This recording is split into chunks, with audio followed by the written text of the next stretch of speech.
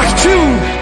Vindo o homem e sua mulher os passos do Senhor Deus que andava pelo jardim quando soprava a brisa do dia, esconderam-se da presença do Senhor Deus entre as árvores do jardim.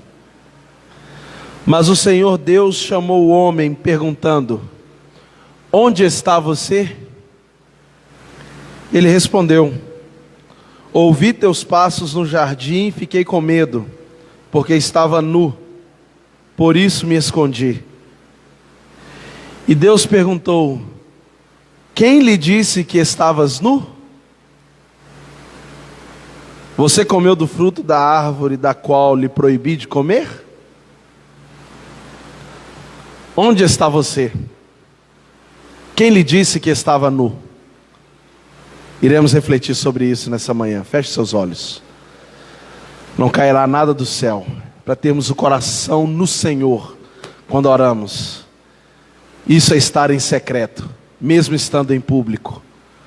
Em nome de Jesus, Pai, nós nos dirigimos em oração ao Senhor nessa manhã, gratos, e se não estivermos gratos, faça-nos estar gratos por tua morte e ressurreição. Por ela temos vida e te agradecemos por isso. Gratos por podermos estar expostos à tua palavra. Ela é viva e eficaz, e somente ela pode nos transformar, somente ela pode nos limpar, somente ela pode nos encorajar, somente a tua palavra pode nos tirar do lugar onde nós estamos. Faça isso conosco nessa manhã, nós lhe pedimos em nome de Jesus. Lance luz no nosso entendimento e faça-nos compreender qual é a tua boa, perfeita e agradável vontade. É o que nós lhe pedimos em nome de Jesus, seu Filho amado. Amém e amém. Amém, meus irmãos? Esses versículos, junto com o contexto do capítulo 3, tratam o grande problema da humanidade, o pecado. E o pecado, uma definição assim bem rápida e objetiva, é irmos contra a vontade declarada de Deus, irmos contra a sua vontade, negar a sua vontade, fazermos a nossa. Isso é pecado. E quando nós lemos esses versículos aqui, o Senhor indo no jardim, nós iremos perceber que o Senhor foi pessoalmente tratar do problema de Adão e Eva, do pecado deles. O Senhor, ao procurar entre aspas, porque o texto diz que o Senhor andava pelo jardim, e ele chamou por Adão, mas o Senhor sabia onde que aquele homem estava, onde que Eva estava. Mas o Senhor, ao procurar Adão, ao procurar Eva, perguntou onde que eles estavam, e a resposta que o Senhor recebeu de Adão é que eles estavam escondidos, e o motivo por estarem escondidos é porque eles reconheciam a sua nudez, logo estavam com vergonha, pois sabiam o que eles haviam cometido. O Senhor propôs um diálogo entre eles, a bem da verdade, entre ele e Adão, de uma forma mais direta. Até aqui esses versículos, Eva ainda não havia recebido o nome, né? Ela era tratada como a mulher de Adão. E o Senhor, ao ir àquele jardim para poder dialogar com eles diante das circunstâncias, tratou diretamente com Adão, porque Adão havia recebido a palavra de ordem do que fazer e o que não fazer naquele jardim. E nesse diálogo o Senhor estabeleceu a punição cabível às partes como consequência do que eles haviam cometido. Como todos sabem, o Adão agora, depois da queda, vai ter que suar para comer, vai ter que lavrar a terra para comer. A Eva vai ter que sentir dores de parto. E a serpente agora rasteja. Tudo isso como consequência do pecado deles, por terem desobedecido a palavra do Senhor, a ordem expressa de Deus. Eu tenho total consciência de que esse texto, esses versículos, essa história toda, esse fato concreto, ele é cercado por muitas dúvidas que geraram e ainda geram debates que eu considero ser intermináveis até o retorno de Jesus. Mas o meu intuito aqui não é entrar em nenhum ponto que seja causador de dúvidas, causador de polêmicas. Muito pelo contrário. Meu intuito aqui, com a ajuda do Espírito, obviamente, é promover uma rápida e objetiva reflexão prática para a nossa caminhada sobre o que o texto está propondo para nós. E à medida que nós lermos esses versículos aqui novamente e expô-los, nós entenderemos aonde o Senhor quer nos conduzir. Quando a gente lê o verso 8, 9, 10 e 11, como eu disse para os irmãos, o Senhor propõe um diálogo com Adão e Eva. Após a queda, o Senhor vai até o jardim, propõe esse diálogo, e através desse diálogo que é proposto pelo Senhor, e nós precisamos de fato entender aqui, que existe um relacionamento genuíno aqui, porque o Senhor propõe esse relacionamento. Não é Adão que procura Deus, muito menos a mulher. É Deus que vai ao encontro deles, mesmo eles estando agora no estado de queda. É o Senhor quem propõe o diálogo. Tanto que nós iremos ler aqui umas 2 ou 3 vezes, Adão e a sua mulher, após a queda, se esconderam de Deus. E o Senhor os procura. E o Senhor estabelece o diálogo. Então temos aí um relacionamento. Então não podemos nos enganar achando porque estamos falando, estamos nos relacionando com Deus. A relação é estabelecida a partir do momento em que o Senhor também fala conosco. E nós temos isso aqui. Então nós iremos ver, extrair principalmente para a nossa prática, o que esse relacionamento com o Senhor propõe para nós, para a nossa caminhada nesses dias. Verso de número 9. Não, vou ler o 8 e o 9.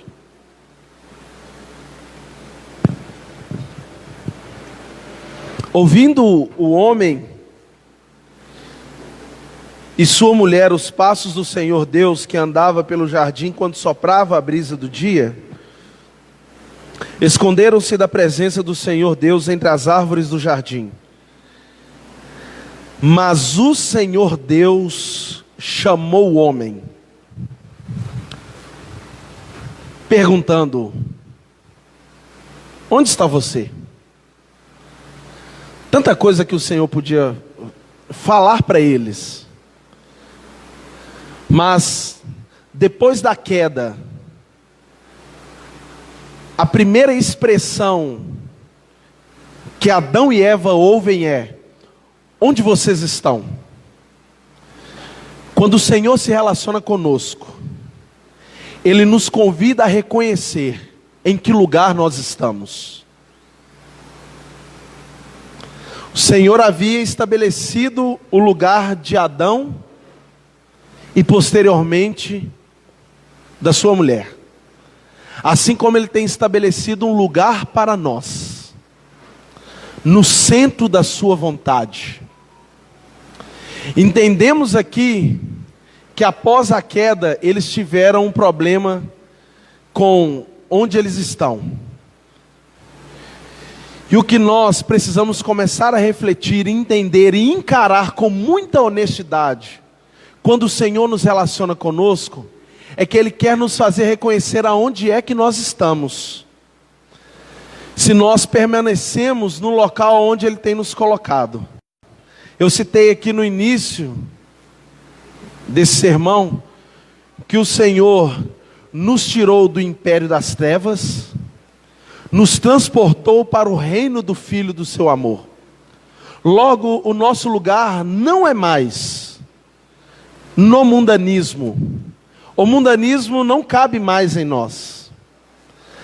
As Escrituras nos ensinam que aonde estiver o nosso tesouro, ali estará o nosso coração. É isso mesmo, não é? Aonde estiver o nosso tesouro, ali estará o nosso coração. Estaremos em engano se acharmos que o Senhor deseja se relacionar conosco e permitir que fiquemos aonde quer que desejemos, irmãos. O Senhor tem nos chamado nessa hora a começarmos a pensar aonde de fato está o nosso tesouro. Aonde de fato nós estamos habitando. Alguns de nós não temos mais a tranquilidade de dizermos que estamos no centro da vontade de Deus. Outros de nós podemos nos regozijar e nos alegrar porque entendemos que continuamos no lugar aonde Ele nos colocou. Meu convite nessa manhã, não é o meu, né? É o convite das Escrituras, a palavra para nós, para todos nós que estamos aqui nessa manhã, que o Senhor permitiu que estejam, é começarmos a encarar com honestidade. Estamos aonde o Senhor nos colocou, irmãos? Nosso tesouro está onde está o nosso coração. O nosso coração está no Senhor. A nossa maior riqueza está no Senhor? Ou estamos sendo enganados pelas coisas deste mundo? Onde vocês estão? Foi a pergunta que eles ouviram. No verso 10, Adão responde para o Senhor. E ele respondeu: ouvi teus passos no jardim e fiquei com medo, porque estava nu, por isso me escondi. Onde você está, Adão? Onde vocês estão? Eles respondem para o Senhor, o Adão responde, né? A gente está escondido, porque a gente estava nu. Porque estamos nus, é porque nos escondemos. Eles estavam no mesmo lugar onde o Senhor tinha colocado eles, no jardim. Mas agora, numa condição diferente da condição original. Na condição original, eles desfrutavam de liberdade, de satisfação e de pureza. Mas depois da queda, agora eles estão escondidos e nus, com vergonha. Quando o Senhor nos relaciona conosco, Ele nos faz entender que o nosso pecado nos tira do lugar de satisfação, de pureza que Ele tem nos colocado. Estar em Cristo é estar em satisfação, irmãos. Eu tenho entendido isso. Em Cristo, como diz John Piper, nós encontramos plena satisfação. Satisfação total. E isso não quer dizer que tudo estará bom ao nosso redor, que todas as coisas estarão caminhando bem em nossa vida. Pelo contrário. Ter plena satisfação em Cristo é estarmos satisfeitos com tudo que está acontecendo conosco, porque entendemos que o que está acontecendo é vontade de Deus, e a vontade de Deus é perfeita. O não dele para nós é bom. O espera dele para nós é bom. O não faça isso dele para nós é muito bom. Tão bom quanto o sim dele. Estar em Cristo é ter satisfação, é ter alegria. Estar em Cristo é desfrutar de liberdade. Dê uma lida na carta de Paulo aos Romanos. É algo excepcional que é dito lá acerca da liberdade que nós temos em Cristo. De não sermos mais escravos do pecado. De não termos mais a nossa carne tendo o poder de reger as nossas ações. Quando um ser humano procura orgias para poder se satisfazer, drogas, bebidas, ou tantas outras coisas para poder se satisfazer, assaltar para poder comprar a melhor roupa, ou seja lá o que for. Isso é a natureza carnal deste ser humano, regendo as suas ações. Quando o Senhor nos tira do império das trevas e nos transporta para o reino do Filho do seu amor, Ele está tirando de nós o poder da carne. Está tirando dos nossos ombros o poder de sermos regidos pela carne. E agora andamos segundo o Espírito. Isso é liberdade. Liberdade é a gente olhar aí, então, para um ato, para uma situação que seja pecaminosa, que seja contrária à vontade de Deus, e a gente conseguir dizer não para ela. Isso é liberdade. Isso é sermos escravos de Deus. Sermos escravos de Deus é estarmos expostos à liberdade. O mundo diz que eles têm liberdade. Eles estão errados porque eles são escravos das suas próprias vontades. Nós, que temos o Espírito, e segundo Paulo escrevendo aos Romanos, se é que tendes o Espírito, podemos dizer, somos livres para a glória de Deus. Eles desfrutavam de liberdade, Gi. Desfrutavam de satisfação. A terra dava tudo o que eles precisavam.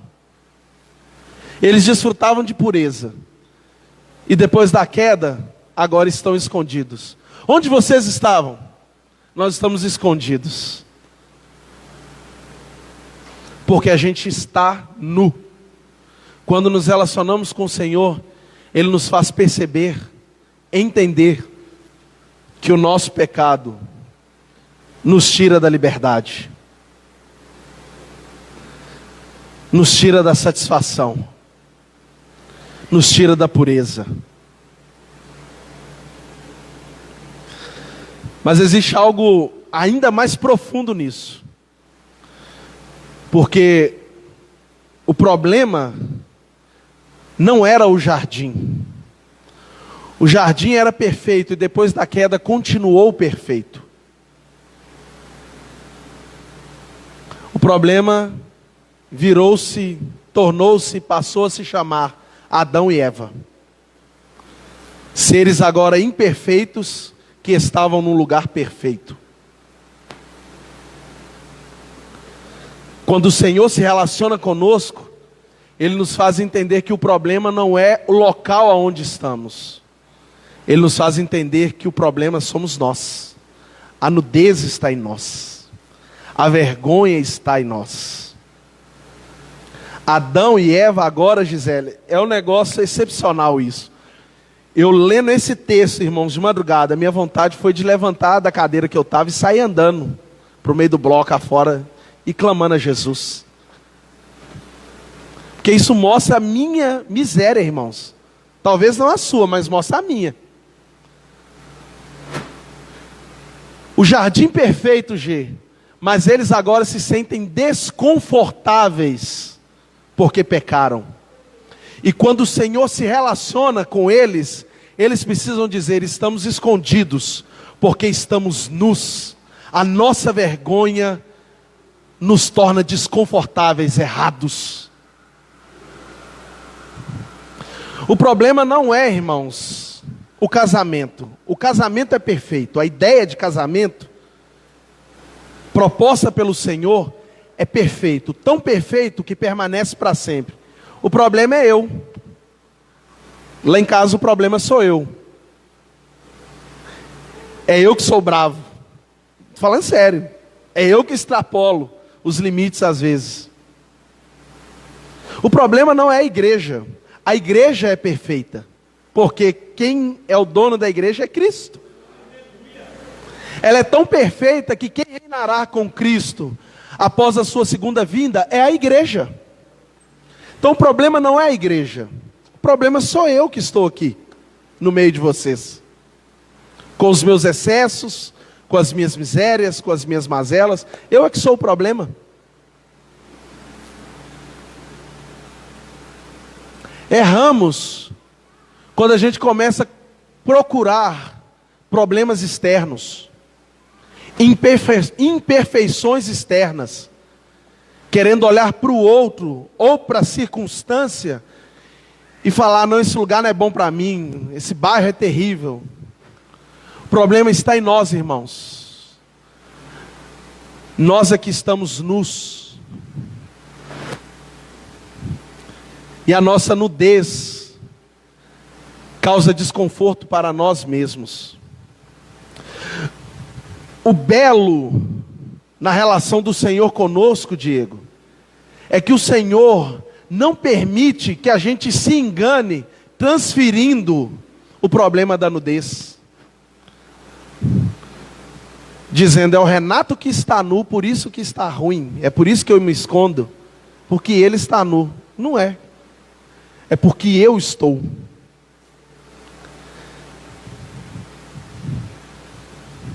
Estamos escondidos, irmãos?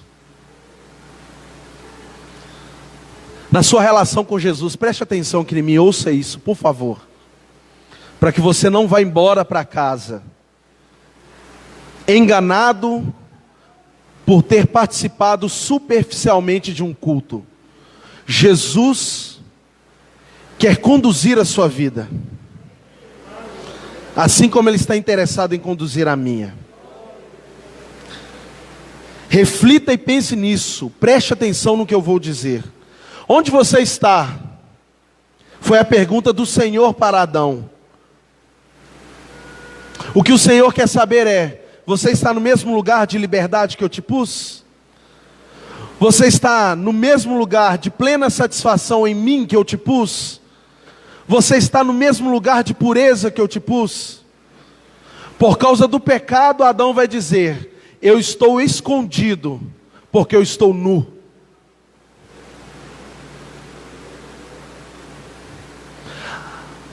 Alguém entre nós aqui está nessa situação. Já desfrutou da liberdade em Cristo, já desfrutou da plena satisfação em Cristo, já desfrutou da pureza, da santificação do Espírito, mas hoje, quando ouve essa pergunta: onde estás? A resposta que você tem é essa: estou escondido, Senhor.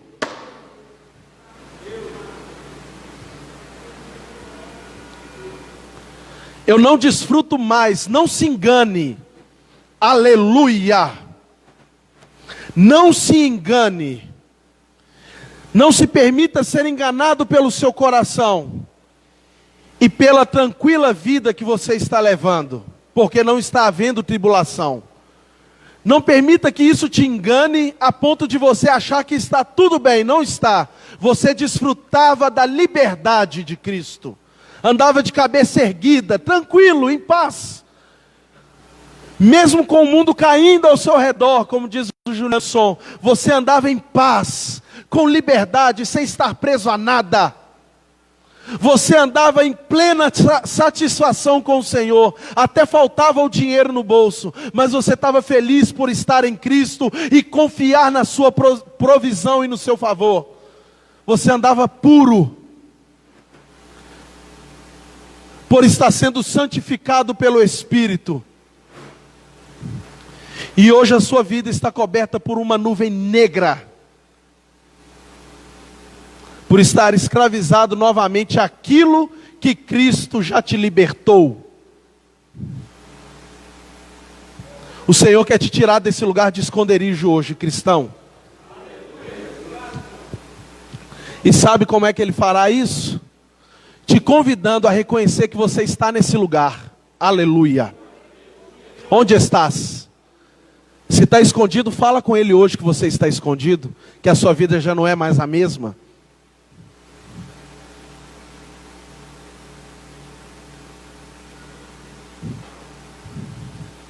que já não há a mesma satisfação, que já não há mais a pureza, que já não há mais a liberdade. Ele está te convidando a reconhecer isso hoje e dizer não para mim, porque eu não tenho poder de mudar a situação aí não, mas dizer para Ele que você está escondido. Ele quer te tirar de lá. Irmãos, o maior problema da humanidade é o pecado, porque o pecado nos separa de Deus.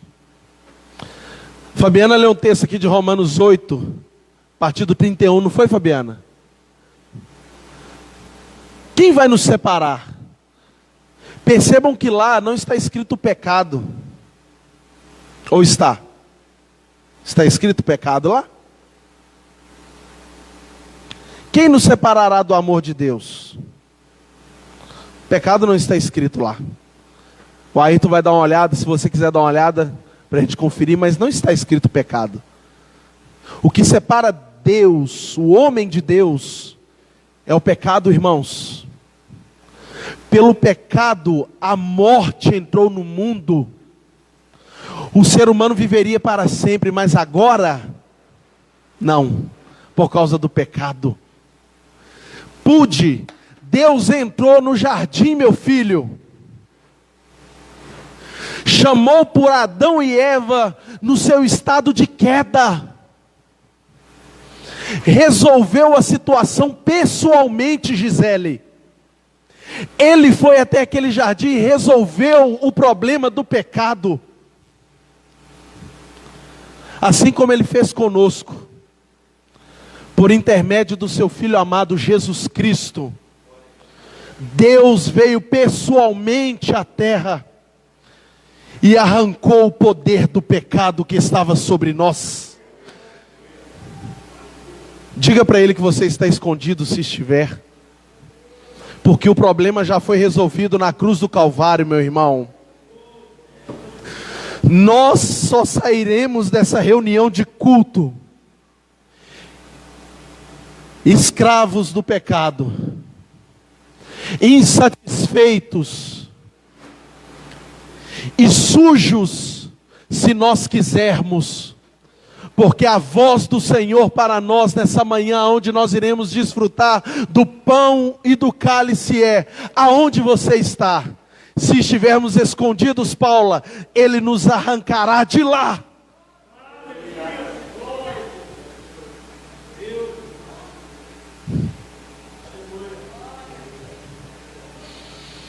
Te louvamos, Jesus, porque Tu és santo. Verso 11. O Senhor fez outra pergunta para Adão. Olha lá, irmãos. E Deus perguntou: quem lhe disse que você estava nu? A primeira pergunta do Senhor foi: onde você estava? E a segunda pergunta é essa: quem foi que te disse que você estava nu? Quando o Senhor se relaciona conosco, Ele nos convida a reconhecer qual voz nós temos ouvido. Quem foi que te falou que você estava nu? Eu não te disse isso? Eu não te dei essa informação, dessa vergonha? Eu não te informei desse estado? Quem foi que te falou isso? Quem foi que te disse que você tem que viver essa vida? Que voz nós temos ouvido?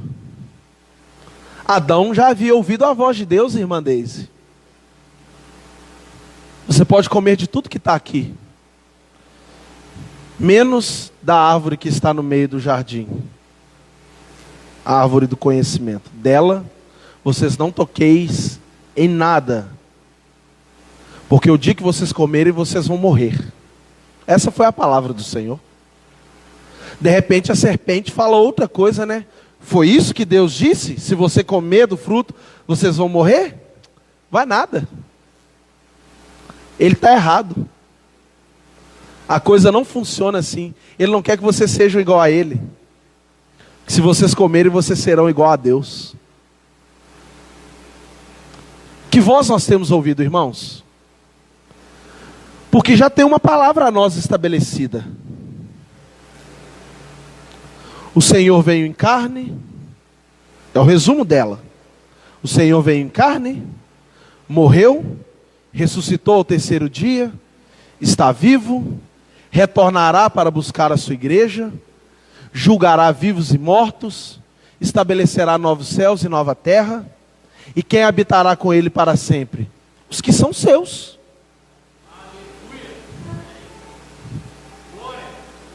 Junto a isso, existem outras verdades ligadas a essa verdade central. Uma verdade como, por exemplo, vocês já não são escravos mais do pecado, porque vocês não estão debaixo da lei, e sim debaixo da graça. Existe outra verdade: amem uns aos outros como eu vos amei. Existem outras verdades: não toqueis em coisa imunda. Existem outras verdades: sede santos como eu sou santo, diz o Senhor. Existem outras verdades: considere a Cristo apóstolo e sumo sacerdote da vossa confissão. Mantenhamos os nossos olhos fixados em Jesus. Existem outras verdades: apresentei os vossos corpos, e eu vos rogo, pelas misericórdias de Deus, como sacrifício vivo e agradável a Deus. Isso é o vosso culto racional. Mas quem foi que disse que a gente tem ou pode burlar essas e tantas outras verdades que estão inseridas aqui? Que voz nós temos ouvido nesses dias, irmãos? Você continua ouvindo a voz de Deus? A expressa vontade do Senhor? Ou a serpente já está tendo lugar na sua mente? Olhe para mim, por favor. E preste atenção no que eu estou te falando. Você tem encontrado satisfação em ouvir a voz de Deus? Ela tem supremacia na sua vida? Ou a serpente já tem um lugar aí também? Não é assim não. Amar o outro? Para quê? Tem gente que não te valoriza. Faço mesmo então. Não é desse jeito que Deus falou não. Relaxa. Você pode se alimentar um pouco, amor próprio. Ego, vaidade. Alimente-se. Se você não se amar primeiro, ninguém vai te amar. Nem nós temos condições de fazer isso, irmãos. Nem nós temos condições de fazer isso. Se a Bíblia é regra de fé e prática para nós, o que eu leio na Bíblia é: vocês podem amar uns aos outros porque eu vos amei primeiro. O princípio do amor parte de Deus, não parte de nós não, irmãos. O que parte de nós é maldade, herança de Adão e Eva. É por isso que quem se ama se afunda. Ah não, mas ele está bem, ela está bem, ele está bem, está com dinheiro, está com isso, está com aquilo. Dá uma olhada na espiritualidade. Eu duvido que alguém que ama a si próprio tenha uma espiritualidade saudável. Eu entendo que se o Senhor me amou, eu entendo o amor dele para comigo, não o meu para comigo mesmo. Isso é humanismo, hedonismo, uma teologia centrada no homem, que o evangelho coaching injetou na igreja. E o que a gente tem hoje é um monte de crente amando a si próprio e menos os outros. É a voz da serpente. Para isso e para tantas outras coisas nós podemos olhar. Mas nós precisamos ouvir a voz de Deus, meus irmãos. Verso 9, quero retornar nele e fechar a mensagem. O texto diz lá que o Senhor caminhava pelo jardim.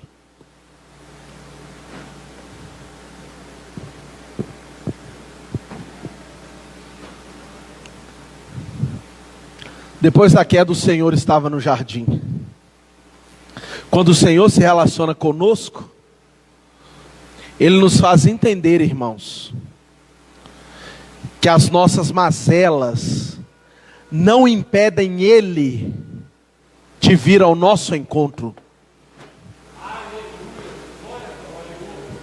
Não foi Deus, não foi Adão, muito menos a mulher, que falaram: Deus, nós estamos aqui. O Senhor, e segundo alguns comentaristas, de forma teofânica, manifestou-se naquele jardim. A teofania é a manifestação de Deus em forma de homem. Se manifestou naquele jardim, andou por lá, e Ele foi ao encontro de Adão. E Ele disse: onde vocês estão? Quando o Senhor se relaciona conosco, Ele nos faz entender que ainda que a gente caiu, ainda que a nossa queda foi brusca, porque é isso que aconteceu lá no Éden. Eu gostaria de, às vezes, é um pouco assim, viagem da minha cabeça, tá, irmãos? Mas eu gostaria muito de saber o que todo mundo pensa acerca disso. Porque quando eu penso na queda de Adão e Eva, eu estou pensando, Gisele, no abismo, Vanessa, um negócio excomunal, é assim, ter pegado o globo terrestre e sacudido ele. A criação geme pela manifestação dos filhos de Deus e de Cristo. Sabe por quê? Porque quando Cristo se manifestar, tudo voltará para o seu lugar. Então o que a gente vê hoje acontecendo na natureza, por exemplo, é o inverso do que deveria estar acontecendo. Quando Eva mordeu aquela fruta, aquele fruto, e Adão depois, o mundo fez assim, ó, tudo saiu do lugar. Imagina tudo empoeirado, bagunçado, e Deus andando no meio daquela bagunça toda e falando: onde vocês estão? É isso que Ele está fazendo conosco nessa manhã. Ou para alguns de nós aqui, que a vida está assim, ó,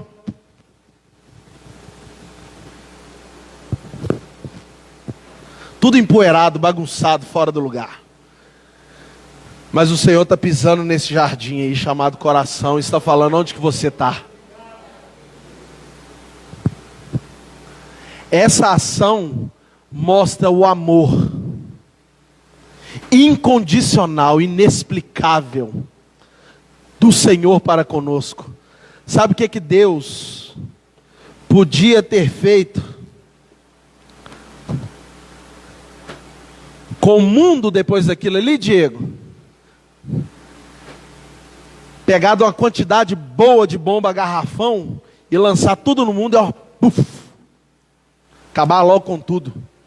Ele teria direito de fazer isso. Mas não. Ele não fez isso. Ele foi lá. Onde vocês estão? Recuperou Adão e Eva. Não tirou a consequência do que eles fizeram, mas os recuperou. Eles não precisavam mais estar escondidos. O Senhor podia ter acabado com a nossa vida, porque é isso que a gente merece. Quem pensa que o ajuntamento da igreja é lugar de perfeição, não é. A ideia é: igreja é perfeita, mas a prática é um monte de gente doente, precisando ser tratada e curada, reunida. É por isso que quem vem para cá, pensando receber, ter e acontecer, está pensando errado. Porque aqui tem um cara miserável, que peca, que erra, e eu não vou conseguir satisfazer você. Por mim mesmo só? Não. Imperfeito como que somos, o Senhor podia ter acabado conosco, mas não. Por intermédio do seu Filho amado Jesus Cristo, o Senhor pisou no nosso jardim e nos tirou do lugar do esconderijo e tem nos colocado na liberdade novamente, na satisfação, na pureza. Nessa manhã de ceia, nós temos a oportunidade de expressar isso. Preste atenção no que eu vou dizer. Eu vou falar de olho fechado, porque essa palavra é para todo mundo, inclusive para mim. Talvez alguém entrou aqui nessa manhã se sentindo indigno de participar do pão e participar do cálice. Você confessou Jesus Cristo como Senhor e Salvador, o conheceu, sabe da verdade da cruz.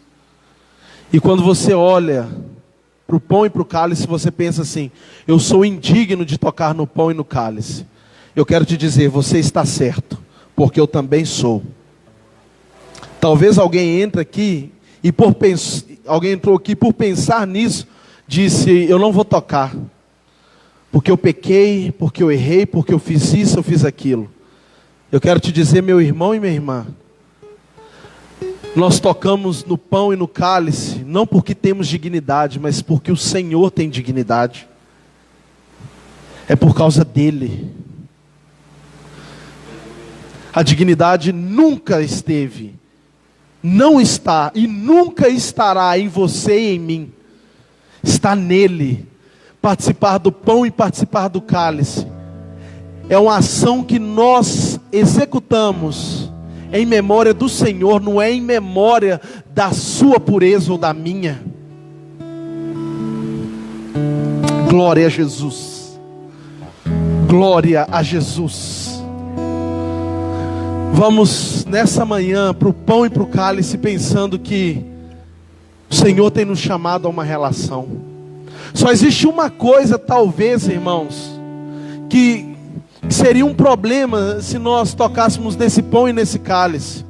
Seria a gente ir para Ele e falar assim: eu não estou nem aí para os irmãos, não estou nem aí para Cristo, não estou nem aí para Deus, não estou nem aí para o Evangelho, estou pouco me lixando para isso tudo, mas ainda assim eu vou comer esse negócio. É até difícil falar, não coma, né? Porque o Judas estava nessa circunstância e ainda assim ele participou do pão, na frente de Jesus, com Jesus sentado com ele na mesa. Quer saber de uma coisa, irmãos? Eu vou para as Escrituras. Não existe alguém entre nós aqui que não tenha condições de participar, a não ser que você não reconheça Jesus Cristo como Salvador, como Senhor. Se você olhar Jesus, não acredito que Ele veio em carne, não acredito que Ele morreu, não acredito que Ele ressuscitou e não acredito que Ele irá voltar. Aí não come não.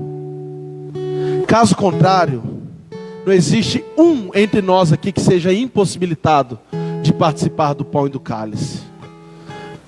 Mas, se o seu coração for como o coração de Judas, o pão e o cálice vai discernir quem você é, não eu. O pão e o cálice dirá: você comeu e bebeu indignamente e colheu para si julgamento.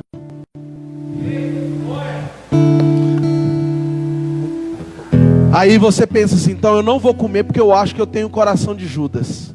Mas nós estamos ouvindo a palavra, você não vai se arrepender? Que sinuca de bico agora, hein? Vai embora do mesmo jeito? Vai continuar vivendo a mesma vida? Jesus te trouxe aqui para mudar esse negócio, rapaz. Jesus te trouxe aqui para mudar isso, minha irmã.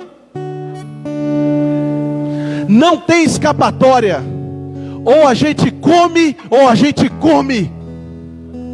Porque no reino de Deus, ou temos parte com Ele, ou nós não temos. Se você não comer desse pão e desse cálice nessa manhã, você está dizendo: eu não tenho parte contigo, mesmo te conhecendo. Aleluia! Glória a Deus! Você está negando a morte e ressurreição de Cristo. E se você comer e não mudar de vida, você está negando a morte e ressurreição de Cristo, cristão. Então a palavra hoje para nós é: vamos sair do esconderijo e viver a vida que Cristo tem proposto a nós. Amém por isso? Que o Espírito conduza cada um de nós. Vem cá, Renata.